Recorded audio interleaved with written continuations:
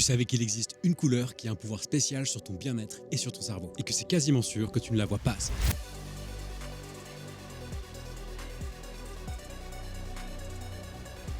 Des chercheurs de l'université de Chiba, au Japon, ont publié dans la revue scientifique People and Nature une étude testée sur plus de 7000 personnes dans plusieurs pays. Alors déjà, contexte. Pendant des millions d'années, quand cette couleur disparaissait du paysage, ça signalait le début d'une pénurie. Et très souvent, avec ça, l'arrivée du danger. Il fallait s'y adapter et une partie du cerveau humain a appris à y répondre par l'anxiété, par le repli sur soi et parfois même la dépression. Mais qu'est-ce qui se passait quand cette couleur revenait à nos yeux? C'était le retour en quantité de ressources indispensables à notre survie et du coup c'était le retour à l'action. Alors t'as deviné de quelle couleur on parle? Si t'as répondu vert, sois fier de toi un peu. Maintenant, pense à ta vie actuelle. Combien de verts tu vois par jour? Et là, c'est le moment où je te dis que c'est sûrement pas assez. Les chercheurs appellent ça un evolutionary mismatch, une discordance évolutive.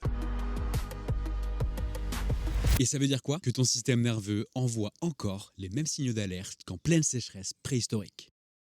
Sauf qu'aujourd'hui, c'est parce qu'on est majoritairement entouré de béton et qu'on n'est pas assez exposé au verre. Et ça, c'est cohérent avec, par exemple, ce qu'a démontré le docteur Roger Ulrich en 1984. Les patients avec une chambre d'hôpital avec vue sur les arbres récupèrent significativement plus vite, et notamment après une chirurgie. Donc ouais, c'est pas dans ta tête, c'est inscrit dans tes gènes. Les auteurs de notre étude japonaise de 2024 tirent une conclusion radicale. Restaurer les espaces verts en ville n'est pas qu'une question d'esthétique, mais une priorité de santé publique.